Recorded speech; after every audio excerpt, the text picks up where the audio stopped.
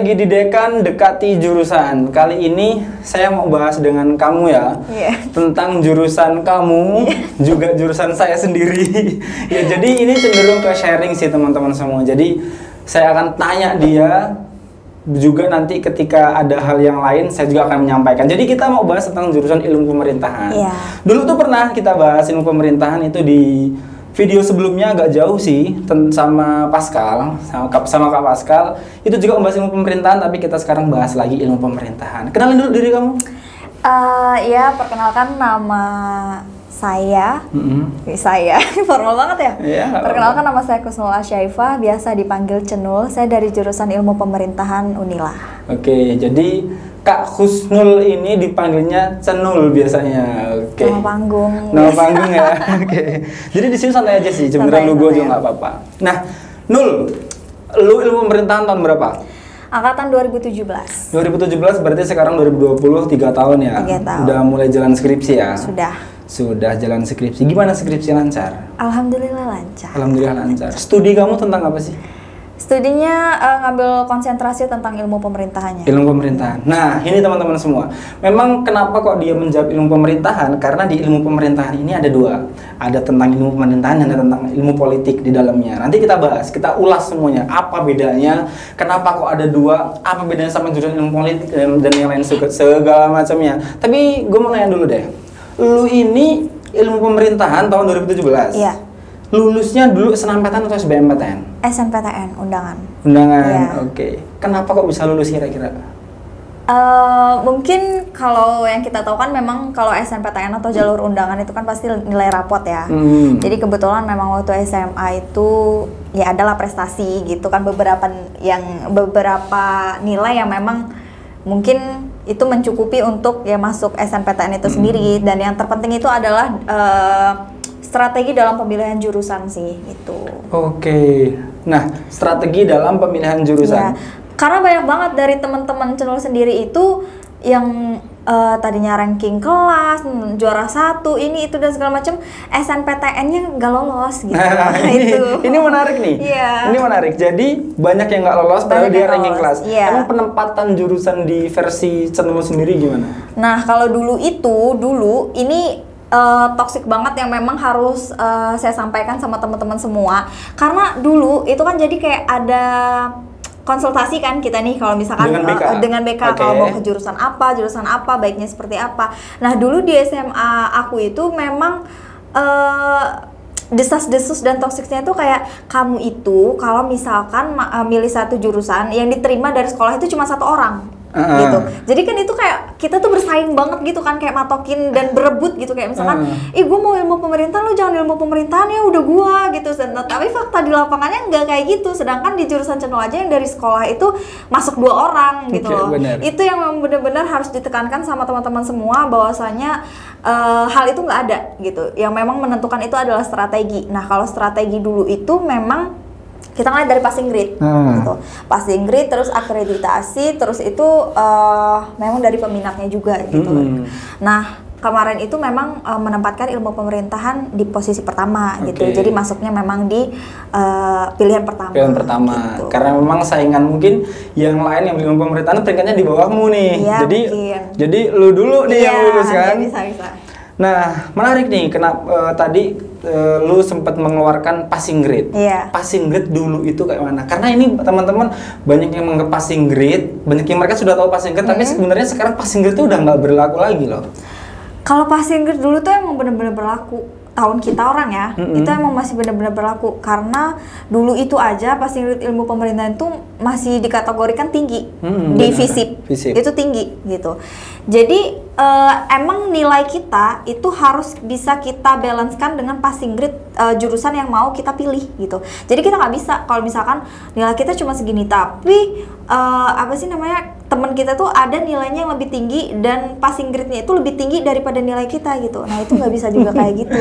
Nah, menarik juga nih. Jadi memang kan passing grade ini dulu kan yang berpengaruh dari hasil tes SBMPTN ya. Jadi SBMPTN tahun lalu passing grade berapa persen yang paling nilai kecil paling masuk jurusan itu, dan itulah yang buat passing grade. Cuma hal menariknya sekarang nih Nol, banyak masih sumber-sumber tentang yang rilis passing grade. Cuman memang kan kita perlu tahu ya, kita semua informasi kita boleh ambil, cuman memang yang kita pakai nanti dia versinya masing-masing.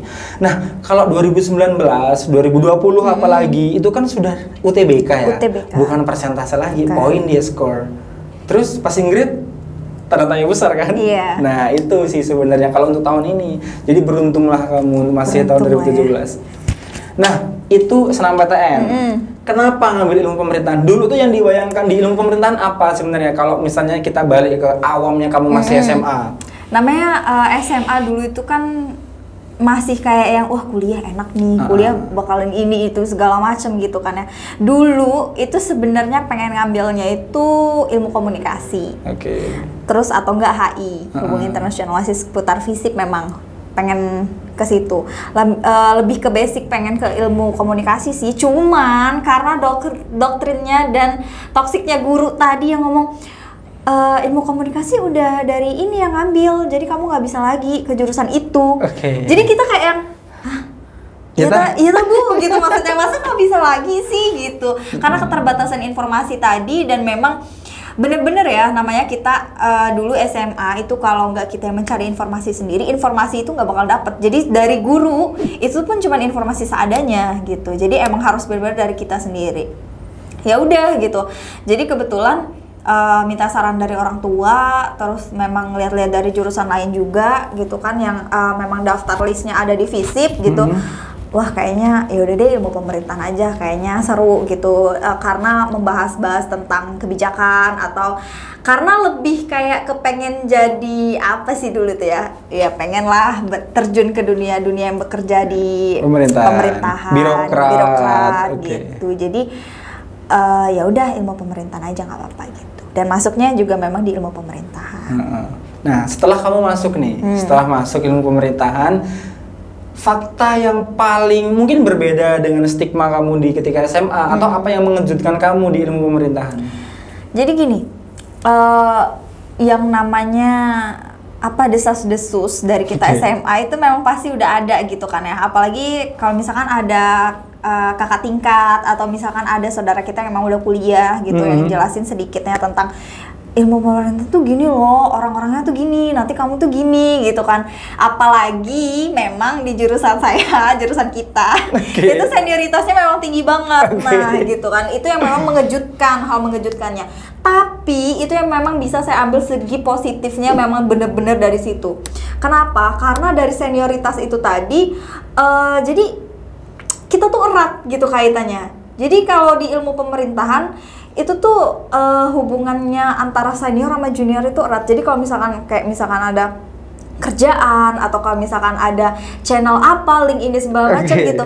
Jadi kita tuh enak di situ. Nah, gitu yang emang bener-bener ekspektasi awalnya tuh kayak, ih kok kayaknya gini sih jurusannya, gini jurusannya gitu. Ternyata enggak. Nah, kalau untuk dari segi pelajarannya sendiri, memang kalau dari semester awal itu masih dasar. Kita masih kayak bahas-bahas tentang apa sih ilmu pemerintahan itu gitu, apa sih ilmu politik itu, karena kan konsentrasinya ada dua kalau dinilai ya, ilmu pemerintahan dan ilmu politik gitu. Iya, jadi memang untuk di awal itu, kalau versi saya ya, jadi memang untuk di awal ketika kita masuk ilmu pemerintahan itu memang itu, karena kita belum pernah bertemu dengan materi kuliah. Kalau untuk senioritas, tapi kalau ketika nanti saya sudah jadi senior, saya nggak pernah kayak gitu ya. Iya sama. Saya juga nggak mau yang namanya kayak dendam. Wah, gue kalau misalkan punya junior, gue harus kayak gitu mereka juga. Itu nggak sama sekali, enggak. Bahkan kemarin aja kebetulan sempat jadi pengurus kan dari HMJ itu sendiri gitu kan. Bahkan nggak yang mengambil dari sisi negatif yang senior pernah kasih ke saya dulu gitu, nggak seperti itu. Karena emang kalau mau diingat orang dari citranya yang baik, ya kita harus memberikan mereka itu yang baik juga, nggak dengan meninggalkan stigma yang buruk gitu sih kalau saya. Tapi memang saya suka dengan himpunan mahasiswa jurusan begitu ya, karena memang jadi kita bisa berbagi sih, berbagi informasi, relasi baik itu dengan teman seleting, bahwa junior, senior gitu, kita merangkul semua lah. Itu yang positif banget memang. Tapi saya mau tanya gini, ketika materi kuliah nih, memang dulu itu kan ya mungkin kita sama lah ya Mas Yan kurikulumnya ya, terkait di tahun pertama kita tentang materi umum, ada pemerintahan di desa, pemerintahan secara membuat otonomi daerah dan segala macamnya. Tapi yang kamu tangkap nih, yang kamu peroleh nih ya, versi kamu nih ya, tahun pertama, tahun kedua, tahun ketiga sampai sekarang, bahasnya apa nih tahun ketiga, tahun 1, 2, 3 ini? Tahun 1, 2, 3 itu lebih membahas tentang kayak dasar-dasar dari ilmu pemerintahan. Tahun pertama ya? Tahun pertama. Terus kita juga ada pembekalan ya biasa, kayak ada pengantar ilmu ekonomi, terus ada filsafat juga, terus ada agama, ya kayak gitu, lebih kayak ke pengenalan gitu. Ilmu pemerintahan ini mempelajari tentang ini loh kebijakan publik gitu, implementasinya. Terus tuh kayak mana nih kalau misalkan kamu jadi birokrat mengeluarkan suatu formulasi kebijakan tuh apa ini yang harus kamu lakuin gitu, lebih kayak gitu. Kalau untuk udah ke 4, 5, 6-nya itu dia lebih kayak konsentrasi gitu. Kalau misalkan kamu konsentrasinya kemana nih? Ini ada 2 pilihan, ada ilmu pemerintahan dan ada ilmu politik. Kamu ngambil yang mana gitu? Kalau ilmu pemerintahan kan memang dia lebih ke mengarah mempelajari birokratnya ya, lebih kayak ke kebijakannya itu apa sih gitu, terus implementasinya gimana gitu. Kalau ke politik itu lebih ke strategi yang digunain dari partai politik, kayak misalkan mempelajari tentang partai, terus mempelajari tentang pemilu, terus itu nah kayak sekarang kan pemilu gitu kan, nah itu mempelajari kayak gitu ya. Jadi sekarang ini lagi musim-musim pilkada, tahapan-tahapannya gitu, jadi sempet banget ini dapat gitu ilmunya, kayak misalkan di materi, kalau di materi di pelajaran itu kan kita hanya bisa apa sih namanya mempelajari materi aja gitu kan, ya udah baca, oh ternyata kayak ini gitu. Nah setelah adanya tahapan-tahapan atau pemilu sekarang ini, jadi kayak kita tuh bisa terjun sendiri, oh ini namanya tahapan-tahapan pemilu, oh ini itu segala macam gitu. Nah satu hal juga nih yang sebenarnya ini gue nggak peroleh di kampus, tapi lu merasakan kesempatannya, ya ini PKL nih. Karena apa? Di postingan lu di Snapgram gitu kan, ini kok PKL nih ya. Jadi memang ketika kita diskusi dengan dosen, ya memang 2017 ya, 2017 angkatan 2017. 16 sudah mulai dari 16 ya. Ya makanya tuh 16 17 ketika saya dulu itu, nah ada PKL nih, seru nih kayaknya. Tapi nah yang pertanyaan dari saya nih, PKL ini tujuannya apa menurutmu atau kata menurut kampus gitu, dan apa pengalaman PKL dan di mana PKL gitulah. Oke.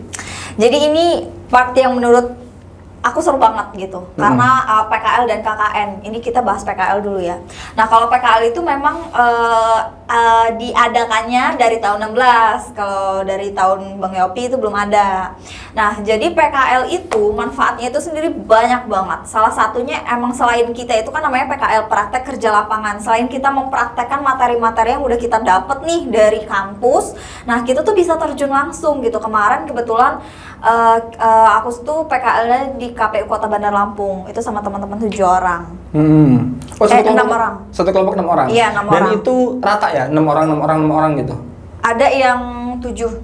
Ada yang 7. Tergantung dari jumlah mahasiswanya. Oke. Nah, dan itu kita di KPU Kota Bandar Lampung. Nah, kalau KPU itu kan kita tahu tuh Komisi Pemilihan Umum, artinya dia kan yang menyelenggarakan pemilu, apalagi sekarang lagi pemilu kan. Nah ini yang benar-benar kenapa aku bilang tadi dapat banget ilmunya, oh kayak gini kalau penerapannya asli di lapangan tuh kayak gini gitu. Jadi kebetulan waktu selama di KPU ini saya juga benar-benar mau makasih banget sama orang-orang KPU yang super baik banget, bener-bener ramah banget orang-orangnya. Itulah ya, selain ilmunya kita dapat, keluarganya kita dapat juga di situ. Nah jadi di KPU itu kita banyak banget belajar tentang tahapan-tahapan pemilu, proses pemilu itu gimana, administrasi saat kita mau mencalonkan perseorangan ataupun partai itu gimana, itu kita ikut semua diandilkan, ikut semua dilibatkan. Itu yang benar-benar karena mereka juga ingin mahasiswa dapat juga gitu apa yang mereka kerjakan dan apa yang sudah kami dapatkan dari kuliah. Jadi prakteknya juga emang dapat banget gitu. Dari semua tahapan pertama, dari baru pendaftaran calon sampai penentuan nomor urut, terus debat publik dan lain sebagainya, sampai calon independen yang kemarin gugur itu kita juga ikut andil dalam itu. Dalam menggugurkan? Bukan dalam tahapan-tahapannya gitu. Sebenarnya apa aja sih gini yang membuat calon independen ini gagal dalam pencalonan pemilu tahun ini gitu. Itu kita ikut dari turun lapangan, terus ngecek ini segala macam. Ya kita benar-benar kayak staffnya langsung gitu. Dan alhamdulillahnya juga dari beberapa teman-teman itu ada 3 orang dari kami yang berkesempatan untuk dikontrak jadi relasi gitu. Jadi relasi itu relawan demokrasi yang mana memang itu adalah suatu program dari KPU Kota Bandar Lampung untuk mensosialisasikan gitu bahwasanya ayo nih datang ke TPS, apa aja sih nanti tahapan-tahapannya, karena kan kita lagi di masa COVID, pasti orang-orang semua bakalan takut gitu kan untuk nggak mau datang lah ke TPS nanti corona ini segala macam gitu kan ya. Nah sedangkan itu nggak kayak gitu, sedangkan di tahun ini karena masa pandemi ini itu ada 12 hal baru yang diterapkan oleh KPU Kota Bandar Lampung, bukan Bandar Lampung tapi KPU RI di seluruh Indonesia dalam penyelenggaraan pemilu itu nanti. Jadi itu sih. Nah, oke. Berarti kan sebenarnya kampus atau jurusan ilmu pemerintahan secara khusus gitu ya, memberikan peluang atau PKL praktik kerja lapangan ini kan ke beberapa instansi yang memang alumninya bisa kerja di situ nantinya. Iya. Oke, berarti pasti bisa kerja di KPU dong. Nah, mungkin teman-teman ada yang tanya, KPU itu kan Komisi Pemilihan Umum. Berarti kerjanya pas pemilihan umum doang dong, Kak. Berarti aku kerjanya setahun 5 tahun sekali dong, Kak. Bisa jadi gitu kan? Oke, coba jelasin. Nggak kayak gitu. Jadi memang yang kita ada di benak itu juga kemarin itu mungkin karena kita masuknya itu pas lagi sibuk-sibuknya. Jadi memang kan ada PKL itu ada kloter pertama dan kloter kedua. Kebetulan kan kita kebagiannya KKN periode pertama, PKL-nya periode kedua. Nah, teman-teman yang belum cukup SKS-nya itu untuk KKN itu PKL dulu. Jadi PKL-nya periode pertama, KKN-nya kedua. Nah, itu kan PKL yang pertama itu Januari, kan itu cuma 1 bulan ya, 30 hari kalau apa 40 hari gitu kan. Nah memang dari Januari itu kan belum sibuk-sibuk banget. Jadi teman-teman yang sebelum kita PKL itu memang mengurusi administrasi, itu tetap ada kerjaannya. Jadi nggak nganggur yang kayak gitu, nggak, tetap ada kerjaannya, yaitu mengurusi administrasi dan segala macam. Itu memang kalau hari-hari biasa. Nah kebetulan sekali karena kita masuknya dari bulan Juli ke Agustus, nah itu kita udah dapet tuh tahap-tahapan sibuknya, udah mulai sibuk-sibuknya KPU Kota Bandar Lampung itu. Jadi sampailah sekarang gitu kita tetap ngurusin urusan-urusannya, kita tetap diajak kalau misalkan ada event, terus kalau misalkan tetap mau main ke sini boleh dan itu segala macam. Bahkan kita sempat dikontrak ini dan masih dikontrak juga jadi relasi itu tadi gitu. Jadi kerjanya tuh nggak pas pemilu doang ya. Nggak 5 tahun sekali nggak enak banget dong kalau kayak gitu, saya juga mau. Nah, lagi nih. Ini sebenarnya saya bisa jawab tapi saya mau kamu yang jawab. Saya bukan tes ya, tapi saya mau kamu yang jawab. Tentang, itu kan salah satu prospek kerja di ilmu pemerintahan. Oke kan, di KPU.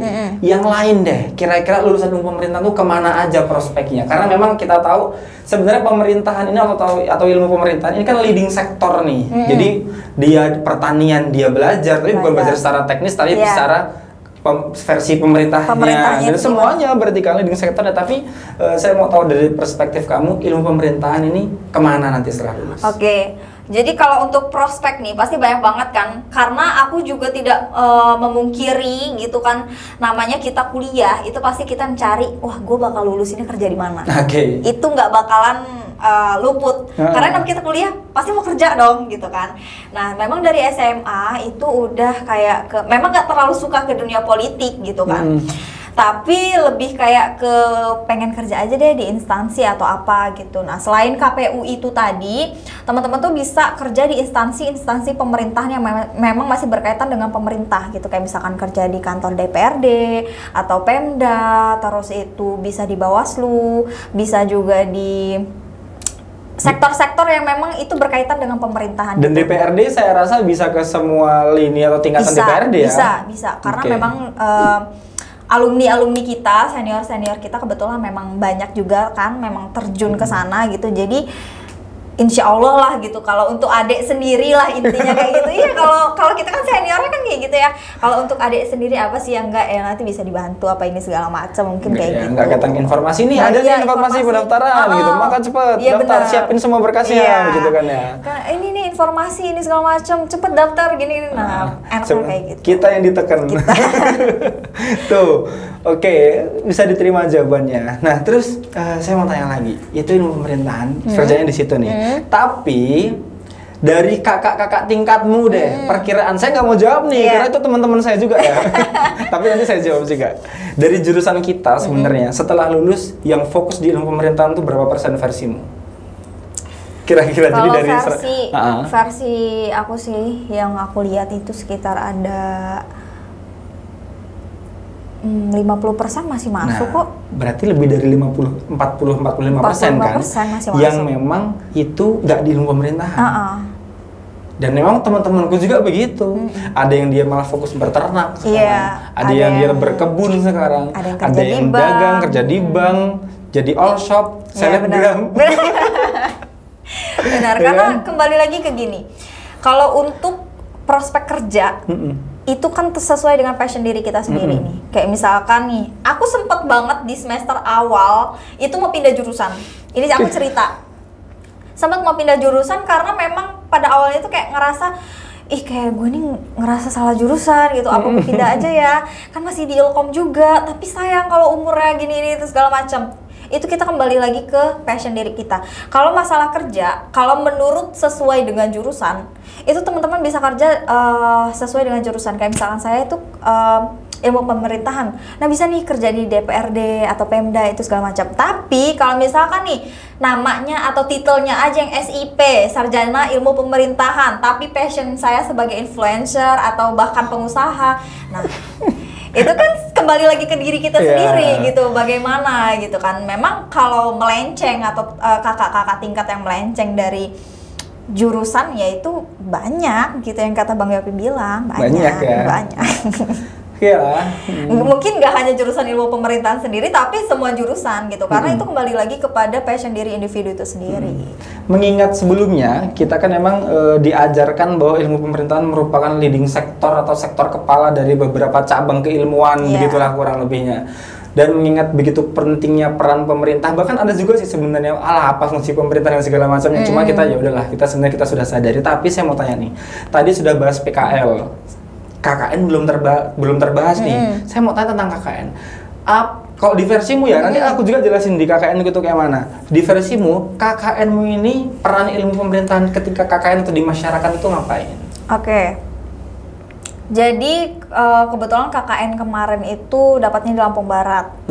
Di Lampung Barat. Jadi memang KKN kita kan itu bukan kayak FKIP. Kalau FKIP dulu itu kan ngajar dan memang ya udah FKIP aja gitu kan, dia nggak gabung sama jurusan lain. Nah, tapi memang dari jurusan kita atau bahkan dari jurusan 16 angkatan 16 itu memang FKIP udah gabung sama jurusan lain, fakultas lain gitu. Jadi kita beragam banget. Kemarin itu aku ada jurusan dari pendidikan pendidikan matematika, ada pertanian, terus pertanian itu aja 2 orang, THP perikanan. Terus itu ada dari PGSD, terus dari ilmu pemerintahan, nah gitu. Pasti kan kita dalam membuat Prokja itu kan harus sesuai dengan studi masing-masing, terus kesepakatan juga. Nah kemarin tuh kalau dari ilmu pemerintahan itu aku tuh membuatnya tentang kayak seminar kepemimpinan. Seminar kepemimpinan, jadi kayak leadership workshop gitu mini ke sekolah gitu, SMA di sana. Yang memang SMA di sana bisa aku bilang itu masih agak kurang informasinya. Bahkan untuk mereka tahu jurusan-jurusan di kampus itu masih minim banget gitu. Jadi lebih kayak ke sosialisasi sama workshop leadership itu tadi gitu. Ini loh yang bakal kalian dapetin di kuliah gitu. Kalau misalkan jurusan ilmu pemerintahan tuh kayak gini gitu. Nah nanti diajarin gimana sih caranya jadi seorang pemimpin gitu. Karena kan mau nggak mau di ilmu pemerintahan memang mau pelajari tentang leadership juga, dan bahkan memang dari semester 1 kita memang sudah ada seminarnya gitu, dan itu kita pakai sertifikat gitu memang seperti itu. Nah, sedikit cerita nih karena kita sama ya. Jadi ketika aku KKN itu ada beberapa program memang. Jadi karena di sana itu SMA-nya nggak ada, ya itu kan pasti SMA kan leadership, biar lebih nyambung gitu kan. SMA-nya nggak ada, adanya SMA swasta di sana. Jadi teman-teman itu mending sosialisasikan tentang kuliah waktu itu di sana. Nah, tapi untuk saya itu tentang lebih ke fokus tentang kebijakan atau peraturan desa waktu itu kita ngikut nyusun.